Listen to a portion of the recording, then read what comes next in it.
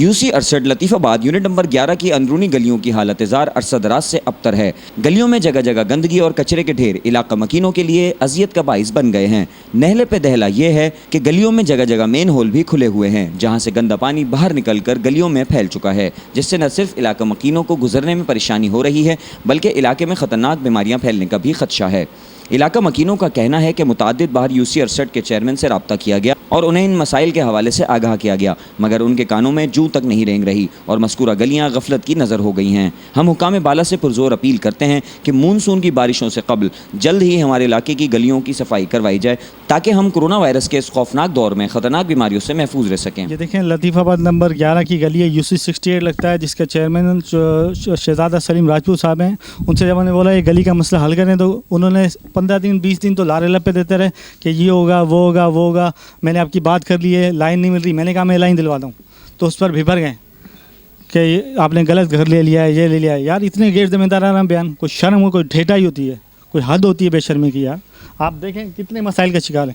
किस तरह कोई नमाज़ पढ़ने जाएगा, किस तरह बच्चे आएंगे जाएंगे, फैमिलियाँ यहाँ गिरती हैं और उनके साथ किस तरह ज़ख्मी हुए हमारे बच्चे।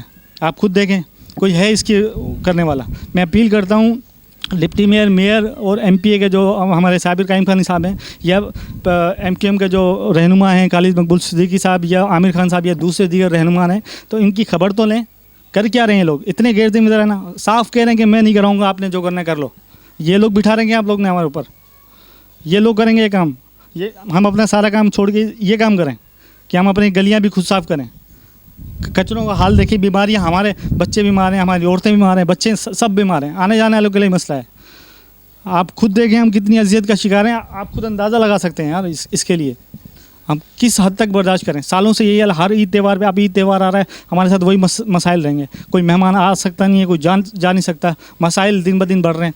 गली का सत्यानाश, और सालों से 10 साल से इस गली में कोई तरक्याती काम नहीं हुआ है, कोई पूछने वाला नहीं है। आप सारे फंड हड़प रहे हैं अपने पेट के अंदर, इसलिए आपको चेयरमैन बनाया है। और आइंदा के लिए भी आप मुंतखब होने के लिए किस मुंह से आई आप, शर्म आनी चाहिए आपको। देखिए भाई, हमारी गली बहुत गंदी हो रही है, बहुत गटर वटर भी बहुत भर रहे हैं, हमें परेशानी हो रही है, हमारे बच्चों को भी बहुत परेशानी हो रही है। आपकी मेहरबानी होएगी कि चेयरमैन से भी बोला हुआ था हमने कि गली साफ़ करवा दे, पर उन्होंने नहीं सुना हमारा। आपकी मेहरबानी होगी कि गटर वटर भी ना यहाँ के साफ़ करवा दें। ये मामला जो है हर साथ रात से चल रहा है, ये सीवरेज का सिस्टम, लोड शेडिंग का मामला है, गैस का प्रॉब्लम, ये तो हर साथ रात से चल रहा है। लोग छोटे छोटे बच्चे यहाँ पे घरों पे रहे, बीमार हो गए, आना जाना, बुज़ुर्गों का नमाज़ पढ़ने के लिए जाना, बाज़ारों में जाना, लेडीज़ का यहाँ आना बैठना। अब आप देखें कि बिजली का जिस तरह बहरान चला, लोग बेचारे घरों के दरवाजे खोल के बैठते हैं। अब इस तरह बैठे हैं, घरों में ताफून फैल रहा है, बच्चे बीमार हो रहे हैं।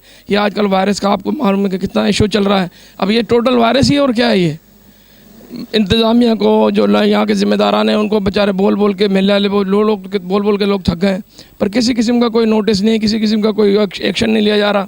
और ये हालात आपके सामने हैं कि अब क्या इनका किया जाए, क्या इसका किया जाए। हमारी तो इंतज़ामिया से गुजारिश है कि ये मामला हल किए जाए, जिससे लोगों को ज़हनी सुकून और बिल्कुल अपने घरों के अंदर आके बैठ सके आराम से, ताकि ये बीमारियों से, इस तरह के मामला से लोगों को निजात मिल सके।